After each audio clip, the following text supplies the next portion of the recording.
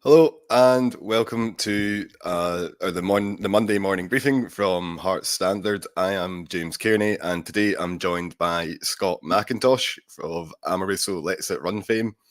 And today we're going to be digging into Saturday's 2-1 win at Fir Park for Heart of Midlothian. It was 2 goals from Lawrence Shankland, one in the first half, one in the second, and then perhaps a wee bit of a nervy finish after Blair Spittle scored a penalty with 10 minutes to go.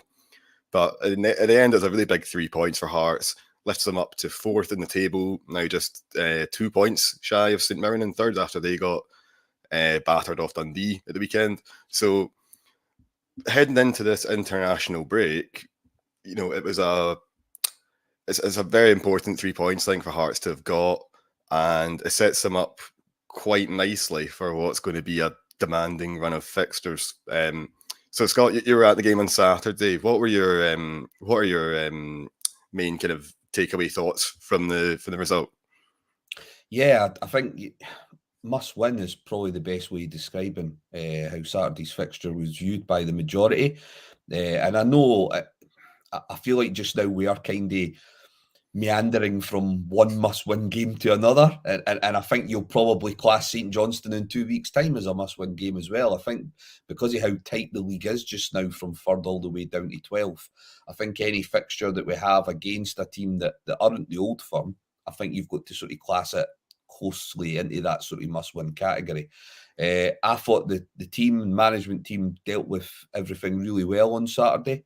I don't think there's anything that you can really fault in terms of team selection, but then also reacting to things when they weren't quite going as well for us in the second half. So I thought it was a really good performance. I'd sort of mentioned at half time that it was probably the most I've enjoyed a half of football from Hearts probably since the Aberdeen game back in April when we won 2-1 towards the start of Naismith's interim sort of reign at Hearts. So yeah, I thought we played some really good stuff, but I think more so than that, it was just really encouraging to see players playing in the opposition half, in particular the wing backs and Benny in the first half. So that was probably the main positives to take from the game. Yeah, I think that's it. Because I mean, you kind of touched on it there, but I think particularly that opening half, that first 45 minutes, it was very controlled, very measured from Hearts, but there was still that attacking intent that's maybe been lacking at times. Like we've spoken a lot about the fact that players are all sometimes taking safe passes, or they're not getting, particularly guys in the wing backs or maybe in central midfield, they're maybe not getting as far forward as we would like to have seen. But as you said, in that opening half, that wasn't the case at all. Like we saw that, like you say, the likes of Benny getting forward, Forrest and Cochrane, the 2 wing backs, were pushing right up as well. Lowry as well, for playing kind of nominally a left centre midfielder. He was very advanced as well. I mean, I've just been looking at the pass maps and things like that. You notice in the first half, Lowry's up there with Shankland and Boyce, and everyone else is kind of a wee bit further back. So I guess we'll go on to talk about individual performances in a wee bit, but I guess we'll maybe start with the team selection. Then obviously with this one, Naismith stuck with the back three of Frankie Kent, Kai Rolls, and Stephen Kingsley, and with the wing backs of Alan Forrest and Alex Cochrane. So we had Benny at number 6, we had Neuenhoff playing as the right centre mid, Lowry as the left centre mid, and then Boyce and Shankland up top. So I guess what were your initial thoughts when you saw the team? Because I know that there have been a lot of fans who have been looking for an attacking performance, looking to sort of get on the ball and dominate. And obviously the shape doesn't dictate how the team's going to play, but were there maybe one or two raised eyebrows at the fact that Naismith decided to go with the back three, or do you think that was the right decision? Not so much raised eyebrows, because I think we've kind of spoke ad nauseum with regards to getting the best out of the defence just now, in particular the likes of sort of Rolls and Cochrane. I do think that the sort of back three gets the best out of certain individuals. There was a concern, we'd mentioned on Friday that maybe it would have been best to have reverted back to a back four and maybe not get stuck in a situation where we go man for man and we go pretty much 3-5-2 against another 3-5-2. And I suppose the concern then was going to be, Motherwell kind of, clubs like Motherwell know how to sort of win those individual battles at times. And it was going to be a concern about, whether we don't set the right tempo in the first 10, 15 minutes, how that was going to reflect on the rest of the match. But straight away, you could see that, the players were on it. I think Alan Forrest brings a lot to this shape in terms of intent. I think if you start with a 3-5-2 like we did in the League Cup game, and you've got Civic there, I think it can sort of offer all the wrong signals to the rest of the team. I think having Alan Forrest there, who, again, similar to the Livingston game, maybe his end product wasn't there, but I think he holds the position so well that even that brings a lot of positives to the rest of the team. It just gives you an outlet. And what that does is it stretches Motherwell, and it allows the likes of Shanklin and Boyce to get that space that they were getting in the first half as well. So yeah, I thought, they got the formation spot on. But I think more so, it was the intent within the formation. So everyone was pushed up maybe 4 or 5 yards on maybe where they were the week before in the League Cup semi-final. So I think that was the most heartening thing to see from a Hearts perspective. Again, it was seeing Benny picking up possession in their half, Neuenhoff picking up possession in their half. And then, like we've sort of mentioned before, you said it was measured, but it was measured in a less passive way. We're still hitting that sort of 60% possession mark that we've had all season in these types of fixtures, but there were certainly more progressive passes being made. And I think having Alex Lowry playing in that sort of advanced position in midfield definitely helped, because it represented an option. That's possibly been an issue for the likes of Benny, Neuenhoff, Devlin in previous fixtures. There's not been anyone occupying that sort of 10 role properly. I know they've had Shanklin sort of playing deep to then sort of have Vargas making the runs off the last man at the back, but that's different to having a proper number 10 in there, and you could see the difference that made.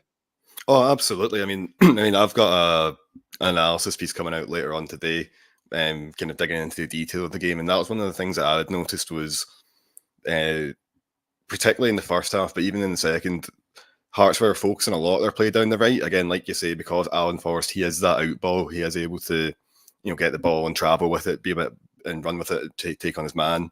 And then we also saw Kingsley on quite a few occasions making a kind of underlapping run as well. Just again, so sort of dragging Motherwell players over to that side of the pitch. Neuenhoff was staying quite tight to Forrest. Sorry, so there was always that passing option over there. And the overall effect is that Motherwell, they basically were kind of shoved right over to the Hearts' right wing, which then in turn left Lowry in acres of space over on the left. I mean, again, for subscribers to be able to get I've got a couple of pictures and diagrams and things like that to illustrate this point. But I mean, that was one of the things that really stood out to me, was that Lowry was afforded a lot of space, particularly in the first half, and Hearts totally reaped the benefit of that. I thought that was one of Lowry's best performances for Hearts. Maybe even the best since he's come in. I thought he was excellent. And again, of course, not everything he's doing is coming off. That's the nature of the role. If you're making all these risky passes, the law of averages says, some of them aren't going to work. That's fine.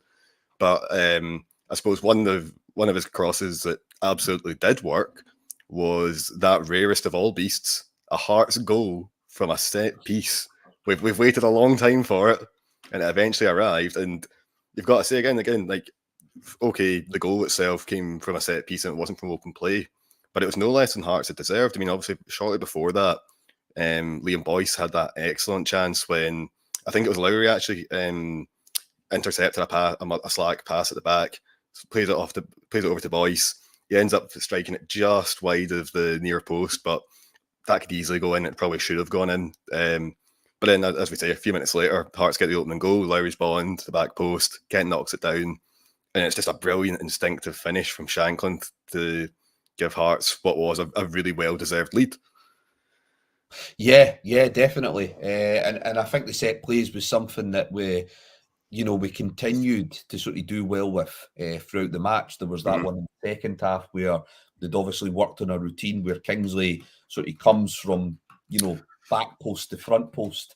And if he gets a better connection on it, then who knows, it might have went in. But yeah, it was really really good to see that. And you're right about Lowry. I think the perception of Lowry is always going to probably chop and change depending on where the whole team is, because he is a bit of a luxury player. So there'll be some weeks where if the rest of the team are on it, it's probably a luxury that you can do with. But then you've got examples like the Celtic game a couple of weeks ago where you really need everyone to be on it from a defensive and discipline point of view. And I think that's where Naismith has to try and figure out when to use them and when's going to be the right fixtures to try and get the best out of them. But you're right. I think in that sort of 10 position, similar to what he played against Hibs, I think that's probably his best role just now, because I think out wide, he doesn't really know how to hold the position in the same way that someone like a Forrest or an Oda or that can. So I think sort of just putting him in a position where he's just asking him to get on the ball as much as possible, it's probably something that he'll enjoy as well. And I think that's when you'll get the best out of players like that. Again, like any 20-year-old, there was times where decision-making needs to become better, but that's why he's on this loan spell. It's to try and improve that. You're not going to improve that playing in the B team week in, week out for Rangers. So I think, providing he's here past January, I'm not quite sure, whether that's going to be revised now that Rangers have got a different incumbent in the hot seat. But if he's here past January, I do think that his performances should improve over that time, and hopefully the decision-making will improve as well. But again, it's all dependent on how the rest of the team is doing, because they will have to carry a bit of the slack for him. So it's all about making sure that the likes of Newenoff and that can put in a shift. But I definitely think when we're playing teams like Motherwell and, with St Johnstone coming up at Tynecastle, we should be looking to show that intent in our selection. And I think we've done that on Saturday with Lowry playing and with Forrest playing in that sort of wing-back position. That's what fans want to see. They want to see that there's a clear intent for us to be the aggressor in these fixtures, rather than just being content with just sort of keeping the ball like we maybe have been in over the last sort of 2 or 3 months. No, absolutely. And Joe, just when you're talking about Lowry's decision making there, it made me think of there's a chance, and it must have been quite early on in the first half when Lowry was kind of advancing with the ball, and he had like Forrest was basically free on the right hand side, bombing into the box, and then Boyce was kind of making a run inside, and he decided to play the ball to Boyce, and you just think, yeah, that's one of those little decisions where it's like you made life harder for yourself than you had to there. But I mean, another thing as well that I thought was really interesting was when I was watching back the game, and you noticed, I noticed that there's a lot more kind of driving runs from midfield as well. I thought Lowry was really good at that, about taking the ball, advancing into space, and waiting for a man to commit and then moving the ball on. I think we saw it from him. I think Mouwenhoff did that excellently as well at times. I think Alan Forrest was another one who was, again, we know that he likes to make these kind of runs from deep, particularly right wing back. He's quite good at getting those runs, those kind of diagonal runs, kind of infield. And again, it just causes all sorts of problems, because all of a sudden he's left his marker for dead, and then somebody else in the opposition team is going to have to come out and deal with him, at which point you start creating these little gaps that you need. So I thought that, the way that the midfield kind of carried the ball forward, I think that's something that Hearts have been crying out for a lot in this season. So I think that was, again, really encouraging. And of course, it was also nice to see Shankland getting a brace. That takes him up to now double figures for the season. I mean, obviously, we've got the first goal where it's that wonderful instinctive finish. And the second one, it could hardly be more stark, because that's one where he's got plenty of time to decide what it is exactly what he's going to do. And again, he makes the perfect decision. Rounds Kelly, plays the ball back across the defender, so he just can't reach it. And then it's 2-0 Hearts. So yeah, I thought that was really encouraging. Obviously, Hearts as well could have had a couple of penalties, but well, maybe. But I don't like talking about refereeing decisions. I'll be honest. I'm more interested in the actual football of it. So yeah, I mean, I think that the Boyce one, I think that honestly, I kind of thought that might have even been the right decision. I know obviously there is a bit of you can see there's contact there, but it is very slight. I think he doesn't do himself any favours. I think. Yeah, that's it. Yeah, the holding of the face, and again, I'm probably just as bad as the next person for criticising referees, but I do try and understand that they are human, and I think there can be a bit of subconscious that can go on. And when I say bias, I don't mean in terms of for a certain team. I just think that, like any human, if you see someone potentially feigning injury, will that affect your decision making, even although there was contact on the chest? And that's where Boyce doesn't do himself any favours. He doesn't need to do that. I think there was enough contact, albeit not a lot, where if Farad went back on that, I think without the face clutching, I do think you get a penalty in that situation. But like you say, you can talk about referee performances all you want. I think just at a high level way of viewing it, it's inconsistent. I think that's the worst crime that you can probably aim at referees. It's just that there's probably a lot of inconsistency, and although VAR's there to assist them, you're still going to get a lot of rules that are open to interpretation.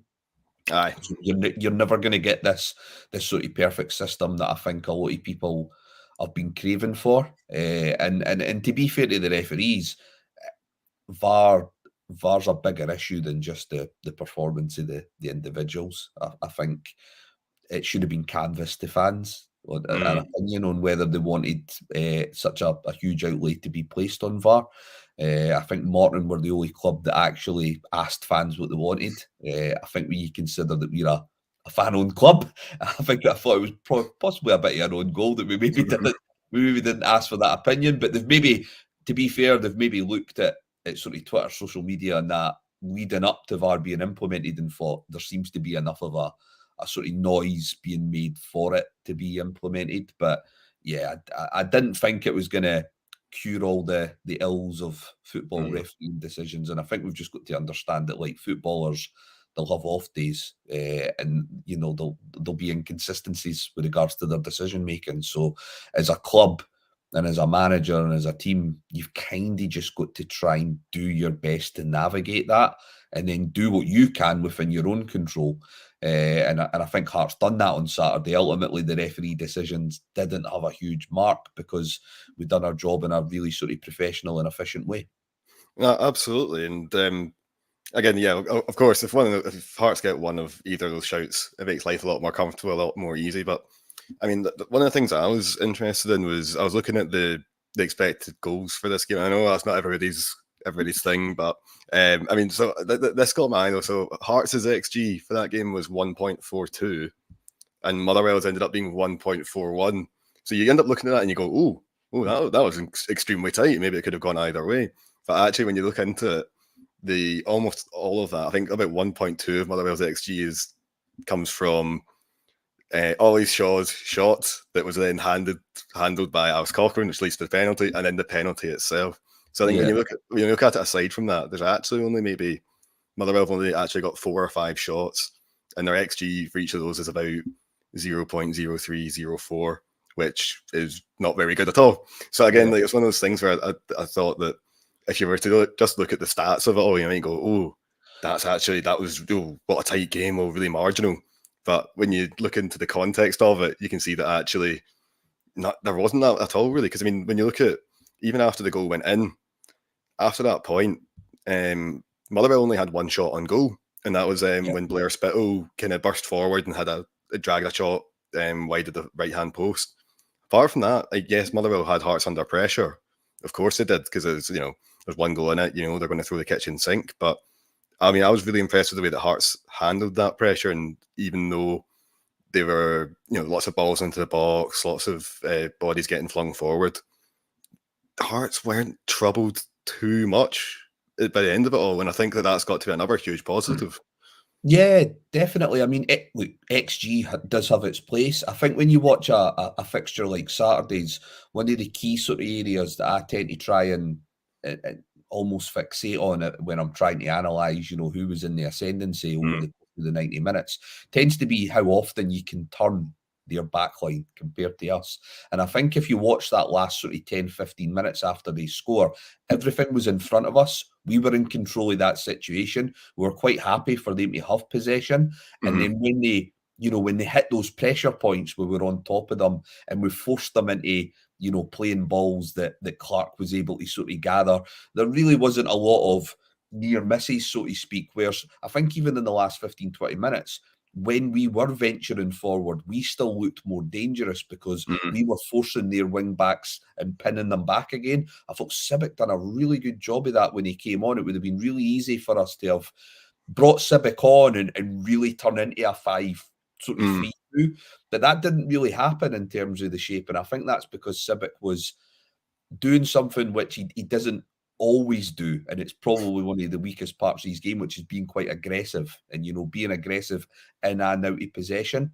So I quite liked that from the team. I felt that we were in control, and, you know, there was chances there for us, especially if you look at that sort of injury time. If we'd wanted to have created more chances, we could have done, but we were quite happy to keep the ball in the corner flag area there for what seemed to be an eternity, especially from a sort of Hearts persuasion. So yeah, I definitely think, you know, we restricted them to that long range effort from Spittle that got dragged wide, and even leading up to that, I think the only sort of half chance that they had in the game was very early on when sort of Kent, you know, slightly makes the wrong decision to try and usher the ball out, but we managed to cover for it. But apart from that, can't really recall any other times where I felt that they kind of had us on the ropes, so to speak. No, absolutely. Yeah, I mean, as we said, like, yeah, they didn't really have, like, Sander Clark didn't have too much to do by the time all was said and done. And yeah, as you said, like, we can't let it pass. But that those 3 minutes or so at the very end of the game, absolutely glorious. Was it Sibic, Shankland, and Grant? It was, sorry, Grant. Yeah. That's right. And yeah, the way they kept the ball in there was just magnificent. I mean, you know, lest we forget as well, by the time the referee blew the whistle, Hearts still had the ball there. They could have kept it there for another 3 minutes, but the looks of it, they were doing absolutely brilliantly. And you could see the Motherwell players were getting very, very frustrated by it. So again, that was something that, again, I thought that was good to see, you know, just being a bit streetwise, you know, the dark hearts, all that kind of stuff, just making sure you hold on to the points and get the win. And I guess there's something else as well you mentioned earlier that I suppose, again, shouldn't go unmentioned, and that's the fact that towards quite early on in the second half, we saw Toby Sibic come on for Alan Forrest, and that seemed to be a really important change because that came at a point when Motherwell were getting a bit of joy down that side of the pitch. Yeah, they brought Spencer on at half time for Blair. It was a really weird decision to start Blair in the first place, considering Spencer was available, and he has played out wide for Motherwell, I think, predominantly this season. So yeah, that was a bit of a strange one. It definitely worked in our favour in the first half, but yeah, they made that switch at half time, and it would have been easy for us because although they'd made the switch and they were pinning Forrest back, they still weren't creating a lot of chances. Some managers would have waited potentially until they maybe get that goal, or it really becomes a bit of a siege sort of in the second half. But I think fair play to Naismith, he was very proactive in that sense, where he allowed sort of 10 to 15 minutes and he thought, this isn't going to change, and I'm not going to wait until we lose a goal before I kind of make that very sort of reactive change to it. So I thought that was a good change. Again, from the stands, you're sort of thinking, because it's only been a week past the semi-final defeat, and Toby had a really sort of poor game. So you're thinking, God, I hope this goes well. But like I say, I thought he handled it really well. Some great driving runs, some really good sort of little interchanges he played between him and Neuenhoff at times as well. They kept the ball in really sort of tight situations when they needed to, and it worked out really well. So, thankfully, that was a good example of when a substitute can really work for us, because I know that's been something where it's been a bit of a mixed bag this season in terms of decision making in the second half, but that was definitely an example of a time when it's worked for us. Absolutely, no, I completely agree. I suppose as well, then, just looking at taking the result, taking a kind of bigger picture view, look back at it. So we know that Naismith was under pressure going into this. There were a few grumbles of discontent from supporters, but I think it was a really important win to get, just partly because it released some of that pressure on the management team. It also leaves a sense of positivity going into this international break, because we've got 2 weeks now where Hearts aren't going to play, and you don't want that kind of negativity kind of festering and lingering over the team throughout all that time. And of course, yeah, Hearts are now up to fourth and only 2 points off third. And the other thing as well, of course, is I think you mentioned this to me just before we came on, but that was the first time Hearts have won back-to-back league games since January.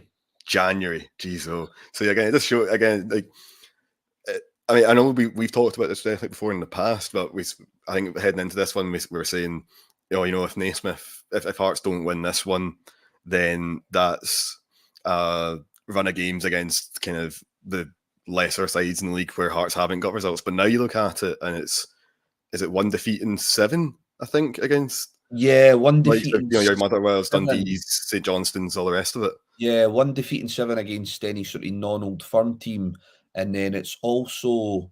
So we've now also won our last 3 away fixtures against non-Old Firm teams as well. Yep. So Kilmarnock in the Cup, Ross County and Motherwell, and we were, minutes away from getting a victory at Rangers as well. So, there's still things that we need to address at home. That average points total that we've got at home is about half where we were at last season, but the away form has taken a good turn, and I think you've got to give credit to the team and the management staff for that. Steven Naismith, let's not kid ourselves.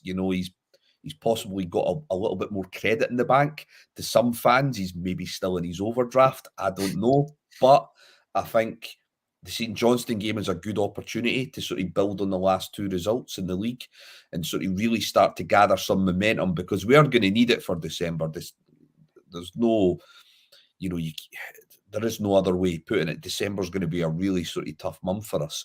So I think if they can get a result against St Johnstone, it just sort of alleviates a bit of that pressure, and it just allows for a bit of wiggle room when it comes to how well we do in December as well, which you've got to try and do. That's where we kind of really left ourselves struggling at the start of the season. We had such a slow start that every game did become must win. I think when you're in charge of Hearts, you've got to take advantage of any sort of good runs of fixtures, so that when you're going to get that challenging spell, which we're always going to get regardless of, whoever's playing or whoever's running the club, then, you've got to build up that momentum as best as possible. And although St Johnstone are in a decent running form themselves, they haven't become a great footballing side overnight. They'll be better organised and they'll be better disciplined, in particular out of possession. So I don't think it's going to be an easy game to break them down, but we will still be overwhelming favourites in that match. And I think they've found potentially the formula of getting more chances now for the team, in terms of that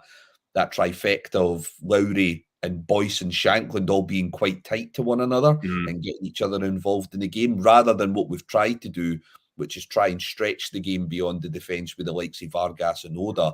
Because there's been little room behind defences, I think they're now deciding, well, we need to pull them out of position, and if we can get the wing backs higher up enough in the park, like Cochrane and Forrest, we can then get joy there. So I think if we continue with that, there's no reason why we can't get another 3 points. No, absolutely. And here's hoping that's exactly what happens. I guess just before we finish up as well, I just want to have a quick word as well for Liam Boyce, who obviously has been in and out of the team a lot. He came back in on Saturday, and while he he didn't get on the score sheet, I thought it was a really impressive display from him. I thought he was getting about. Again, he probably should have scored in the first half. He'll be disappointed that he didn't at least hit the target. But I thought aside from that, I mean, obviously he was unfortunate not to win a penalty. He was making himself a real nuisance, and then also his dummy for Shankland's second goal, when kind of Lowry plays it through. Boyce just leaves it, and it allows Shankland to burst free on goal. And I just thought that little things like that were really encouraging, because, as you say, the likes of there has been I think there's some fans I'd like to see a bit more of Oda. Vargas has been looking pretty good as well when he's been playing, but like you say, in games like that where there isn't that space to exploit, you'd maybe need someone like Boyce, who is a bit more comfortable dropping a little bit deeper, getting more involved in the play. And I know there have been some concerns from fans that perhaps Shankland and Boyce are too similar to play in the same starting 11, but I think we saw on Saturday that it can work if they play as a kind of 2 up front with a number 10 playing off them. And yeah, I just thought I'd just quickly give a quick shout out to Liam Boyce, because again, I thought he was very good, and it was like a performance from him that was kind of approaching it back to his best, I think. Yeah, and because we've got Shankland in the squad now, there's not the same pressure to be scoring. So Yeah. he can offer us a lot in other ways. And I think what really impressed me about Boyce's performance, I think in particular in the second half, was his ability to draw fouls in situations where we might have been a bit under pressure, and in certain other fixtures where we may have went long and just conceded possession. We had the option of just dropping the ball to Boyce, and then it was just a case of just, winning a free kick, maybe just a little bit further up the park, and again, just allowing our back line to just push up a little bit. Because it's always easy, especially when you're only a goal up away from home, for, again, not through any management decisions, but just players subconscious to just, retreat 5 yards when you've lost a goal. And I think having the likes of Boyce and Shanklin up there definitely help in those scenarios. So they've got to try and figure out how to get the best balance. Like what I was saying about Lowry, it's trying to figure out what's the right fixtures for playing Boyce and Shanklin. What's the right fixture for them maybe bringing a Vargas or an Oda in? So that's what Naismith now needs to try and work on. And if he can get some of those other players back from injury, so, I'd imagine Barry McKay not be too far off possibly returning to action. That gives you another option there alongside Lowry. So again, you can only look at the positives. It was a really good performance on Saturday. It was a good result. And, we've got the ideal fixture coming up now off the back of that, albeit St Johnstone are in good form. But I don't think you could really ask for a better fixture off the back of winning 2 on the bounce. So hopefully we can make that 3. And then it's a case of, looking at that run of fixtures after that in December and seeing what we can get out of them. Absolutely. And Joe, I think we'll end on that positive note. I like that. That sounded very good. I like that. Yeah, it's felt quite good because it's not always been the case this season. So exactly. We don't always get the chance to do that. Sound a bit positive. Exactly. We don't always get the chance for me to seize it when it comes along. So just a quick reminder as well to people who are watching that you can subscribe to Heart Standard for £1 for 6 months of access. And we've also, or you can do £12 for 12 months of access if you've got a little bit more faith in us. On the site today, so we've got Lawrence Shankland Q&A from after the Motherwell game. We've got a wee analysis piece going out as well, quite soon, looking at Shankland's goals. I'll have an analysis piece going out as well, digging into the detail of the win over Motherwell. And then throughout the international break, Hearts might not be playing, but myself and Joel and others will have plenty for fans to sink their teeth into. We've got lots of stuff planned. We've got some interviews coming out, some more analysis pieces coming out, and there'll be, as I say, Hearts might be taking a break, but we won't be. So anyway, I'll leave it there, and thanks again to Scott for joining us, and hope Hearts fans enjoy the rest of your week. Cheers.